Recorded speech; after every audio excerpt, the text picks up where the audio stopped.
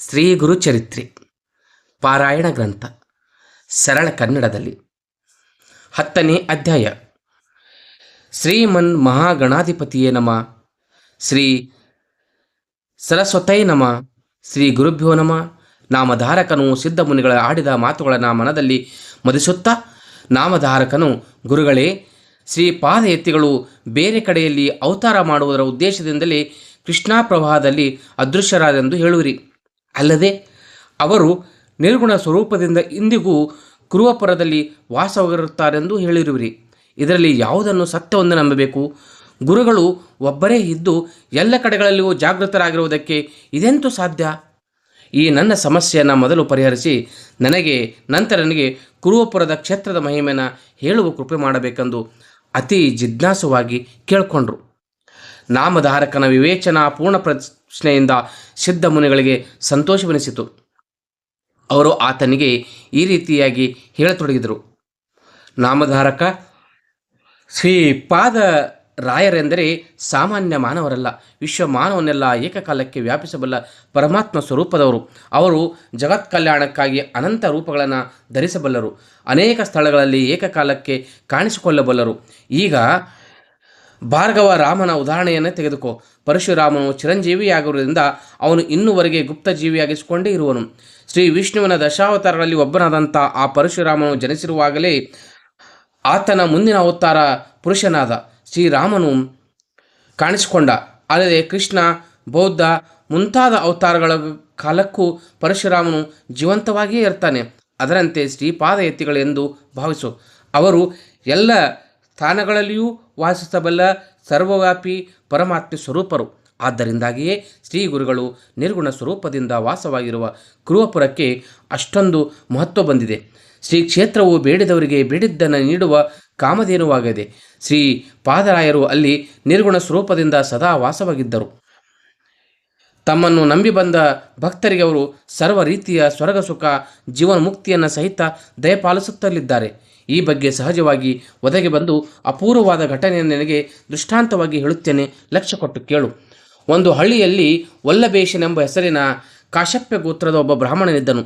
ಸುಶೀಲನೂ ಸೌಜನ್ಯಶಾಲಿಯೂ ಆದ ಆತನು ಗ್ರಾಮಾಂತರಗಳಲ್ಲಿ ವ್ಯಾಪಾರ ಮಾಡಿ ತನ್ನ ಉಪಜೀವನವನ್ನು ಸಾಧಿಸುತ್ತಿದ್ದನು. ನಿಷ್ಠಾವಂತನಾದಂಥ ವಲ್ಲಭನು ಪ್ರತಿ ವರ್ಷವೂ ತಪ್ಪದೆ ಕುರುವಪುರದ ಯಾತ್ರೆಗೆ ಹೋಗುವ ಪದ್ಧತಿಯನ್ನು ಇಟ್ಟುಕೊಂಡಿದ್ದನು.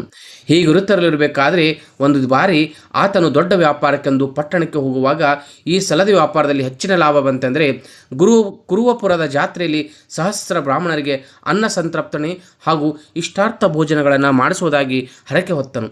ಗುರುಗಳ ಅನುಗ್ರಹದಿಂದ ಆ ಸಲದ ಅವನ ವ್ಯಾಪಾರದಲ್ಲಿ ಅವನು ಭಾವಿಸುವುದಕ್ಕಿಂತ ಹೆಚ್ಚಾಗಿ, ಅಂದರೆ 100 ಪಟ್ಟು ಲಾಭ ದೊರೆಯಿತು.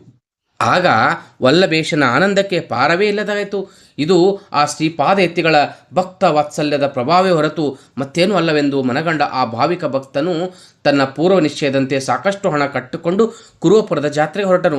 ಸಹಸ್ರ ಬ್ರಾಹ್ಮಣರಿಗೆ ಇಷ್ಟಾರ್ಥ ಭೋಜನ ಮಾಡಿಸಬೇಕೆಂದು ಆತನ ಮುಖ್ಯ ಉದ್ದೇಶವಾಗಿತ್ತು. ವಲ್ಲಭೇಶನು ಸಾಕಷ್ಟು ಹಣ ಕಟ್ಟಿಕೊಂಡು ಕುರುವಪುರಕ್ಕೆ ಹೊರಟಿರುವುದು ಕೆಲವು ಜನ ಕಳ್ಳರಿಗೆ ಗೊತ್ತಾಯಿತು. ಅವರು ವಲ್ಲಭೇಶನನ್ನು ನಡುದಾರಿಯಲ್ಲಿ ಕೊಂದು ಆತನ ದ್ರವ್ಯ ಅಪಹರಿಸುವ ಉದ್ದೇಶದಿಂದ ಕಪಟ ಯಾತ್ರಿಕರ ವೇಷ ಧರಿಸಿಕೊಂಡು ಆತನನ್ನು ಹಿಂಬಾಲಿಸಿಕೊಂಡು ನಡೆದರು.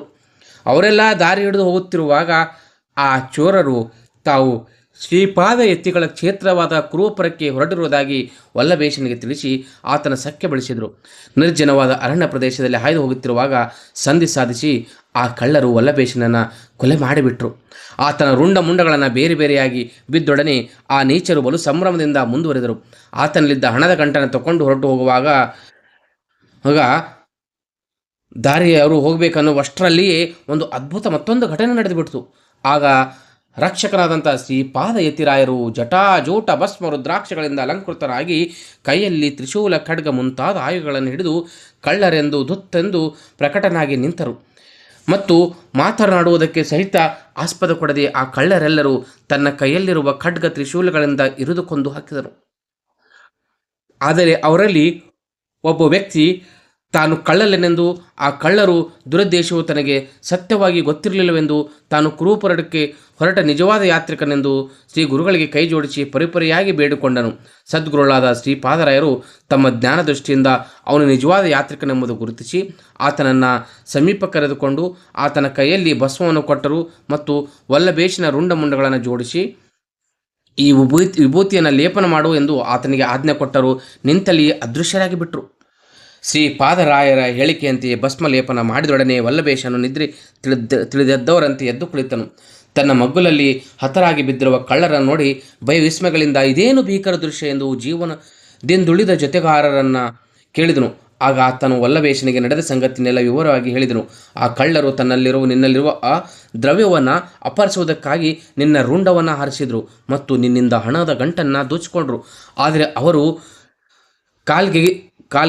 ಗೆಯುವಷ್ಟರಲ್ಲಿ ಓಡಿ ಹೋಗುವಷ್ಟರಲ್ಲಿಯೇ ಜಟಾಧಾರಿಯಾಗಿ ಭಸ್ಮ ಲೇಪಿಸಿಕೊಂಡು ಕೈಯಲ್ಲಿ ಖಡ್ಗ ತ್ರಿಶೂಲಗಳನ್ನು ಹಿಡಿದಿದ್ದ ಒಬ್ಬ ತಪಸ್ವಿಯು ತಟನೆ ಪ್ರಕಟನಾಗಿ ಆ ಕಳ್ಳರನ್ನೆಲ್ಲ ಕೊಂದು ಹಾಕಿದನು.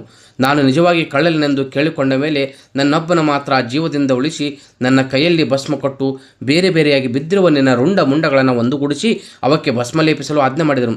ನಾನು ಆತನ ಆಜ್ಞೆಯಂತೆ ಕಾರ್ಯ ಮಾಡಿದೊಡನೆ ನಿನಗೆ ಜೀವದುಂಬಿ ಎದ್ದು ಕುಳಿತೆ. ಆ ತಪಸ್ವಿಯು ಇಷ್ಟು ಹೊತ್ತಿನವರೆಗೆ ಇಲ್ಲಿಯೇ ನಿಂತಿದ್ದನು. ಆತನ ಆಜ್ಞೆಯಂತೆ ಕಾರ್ಯ ಮಾಡಿದೊಡನೆ ನಿನಗೆ ಜೀವ ಬಂದಿತ್ತಲ್ಲ.